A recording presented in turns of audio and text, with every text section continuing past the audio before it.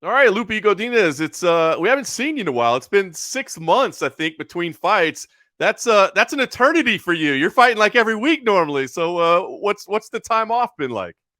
I know, honestly, it's been really nice. I've been obviously improving a lot, like focusing more on adding tools to my game. So I don't like to take time off because I love fighting so much and I want to be out there as much as I can. But at the same time, I do need time to get better. And, when I'm back next week, in a couple of weeks, I'm going to look, even better. I'm looking forward to it. So talk to me about what this past year was like for you, right? I mean, you make it to the UFC. Obviously, that's the dream. You fight 4 times, which is unheard of in somebody's first year. I mean, what was it? Had to be a whirlwind of a year for you. What was it like? Yeah, it was busy, and I love to keep busy. So for me, it's just, I love it. I just enjoy every single moment, and luckily, I got a great team that supports me, and if we get a call right now, we're over there tomorrow, like no matter what. So, having that support, it really makes a difference. Knowing that, I wonder, and I kind of wondered it at the time, but the Luana Carolina fight, any regret at all? Because I mean, I guess had you won, it would be amazing. It's UFC history. It's unbelievable. Instead, I feel like it kind of stopped a little bit of momentum. So, do you have any regret in taking that fight? Oh no, absolutely no. Honestly, I feel like you gotta do things and you gotta experience it, because if you don't do them, I will never know what would have happened, right? So I rather do it than, if I lose, I lose. If I win, I win. Obviously I don't like losing, that's for sure. But at the same time, I also don't like to miss on opportunities, right? And if I can do it, like my body can do it, I'm gonna do it. And I will do it again if, so yeah. Would you do it again at 125 pounds, or was that maybe a lesson that, hey, we're going to stick to strawweight?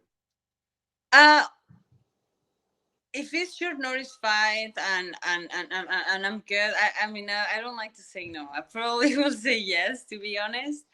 But that's up to my management. He's the one that come up with the stuff, and obviously they probably looking at the matchup, likely, or stuff like that. But yeah, I mean, I'll fight 135, 125, 115, little man, big man. I don't care. I just want to be out there for sure. I love it. So, I guess what would you say were the biggest lessons you took out of this first year, right? Because I mean, 4 opportunities to fight. I mean, that's a lot of cage time. It's just going through fight week. It's all the experience. I mean, you have this dream of getting to the UFC, and then, is it exactly what you thought? So, I guess what were the biggest lessons you took out of this first year? I will say it shows you like how much you can do and how much you can take. There is like a lot of people that's like, oh no, that's impossible. Oh no, I wouldn't be able to do it, or things like that. No, that's not true. You can do it if you want to do it. You can do it. So I guess it just showed me how much I'm capable of doing, right? And yeah, way more confident in myself, on going out there. I can fight anytime, anywhere, anyone, right? So there you go. There you go. That's a big one. The mental confidence is a big one. So, as you said it though, 6 months off, that's when you get better, right? A lot of fighters say that training camp is not when you get better because that's when you're getting ready for a fighter. It's when you have the time away that you can get better. So, I guess what would you say your primary focus or the big focus has been in your improvements in this time off? Well, of course, I try to improve in every single area. Just being better at what I'm already good at, and then be better at what I'm slacking on. Right. So that's pretty much what I've been doing. Just keep working. Very nice.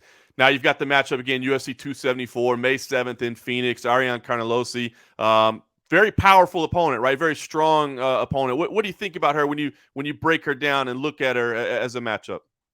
I love the matchup.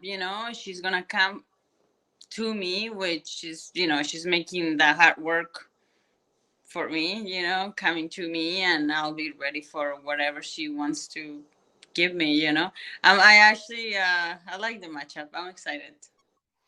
Do you think that she's going to be willing to grapple with you, or do you think that she's going to try to make this more of a stand-up contest?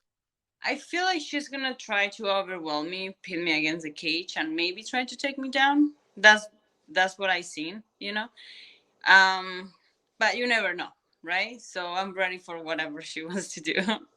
I like it. And this will be your first non-Apex show in the UFC, right? So I'm curious what you think about that, because on the one hand, nothing wrong with the Apex, but that's the dream, right? The filled arena, the big crowd, all that. But the flip side of that is maybe it's a little more difficult to hear your coaches. You know, maybe it's a little more nerve wracking with all the people in there. So how are you looking at this opportunity? Is it pure excitement? Does it change anything dramatically in your strategy? Talk to me about being in front of the big crowd for the first time. I'm actually really excited. You know, I love it. My first professional fight was at the Pepsi Center in Colorado. So that was my first, you know, professional fight. It was like it was packed. It was so many people. So I'm used to that, and honestly I don't get nervous for that. If anything, I think I perform better actually, because I like to show everyone what I'm capable of. Like I use that energy as a positive energy, not as a uh you know what I mean?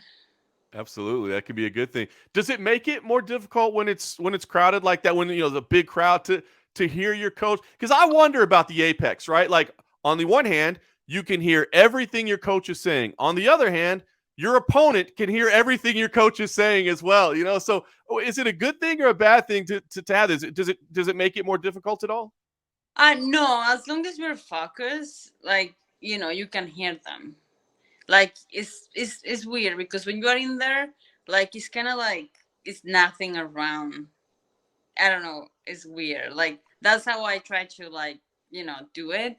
Trying, like, it's not, nothing matters, you know, like it's just me in this circle in the cage with her and my coaches on the side. And I actually like to listen to her, like to my coaches too, because like that tells me what she's gonna do. And you know, sometimes I even listen more to them than my own coaches. That's actually not a bad idea. I mean, if you know what's coming at you, it's easy to defend, right? Yeah. So talk to me. All right, back after 6 months, you pick up a big win here.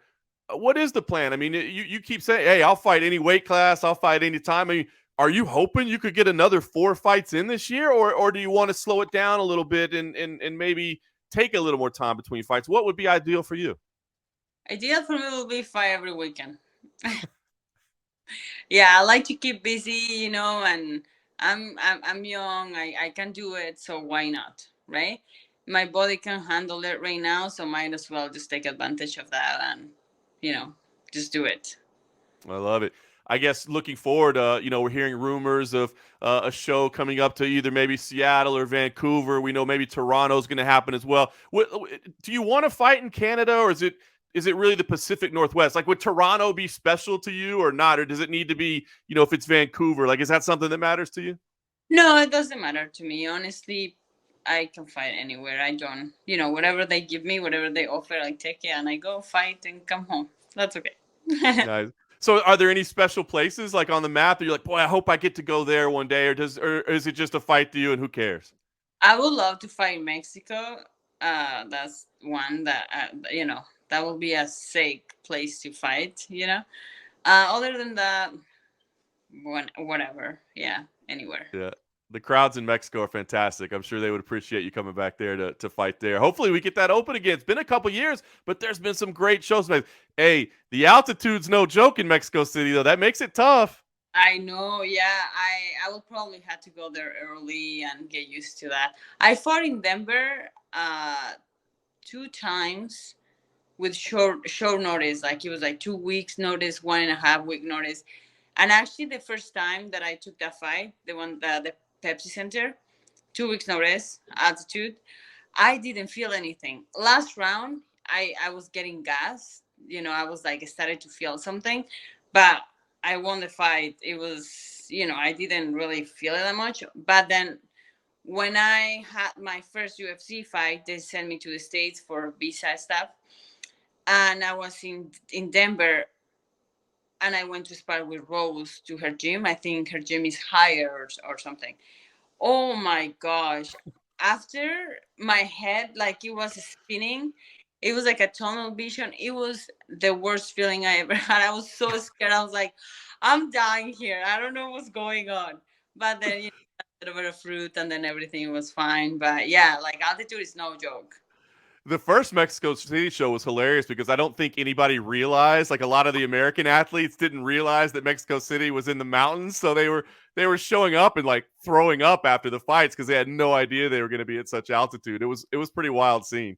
Yeah, yeah, for sure. Yeah, but if we get there or once we get there, we'll deal with that. But for now, I have this girl in front of me, and I'm really excited. I'm really happy, and I'm ready to go.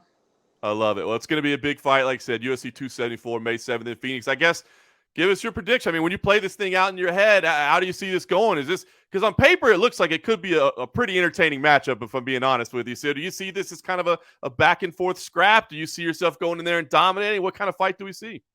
I see, I see myself dominating this fight. That's how I see it. Um, it's gonna be a finish, but it's me dominating the whole time.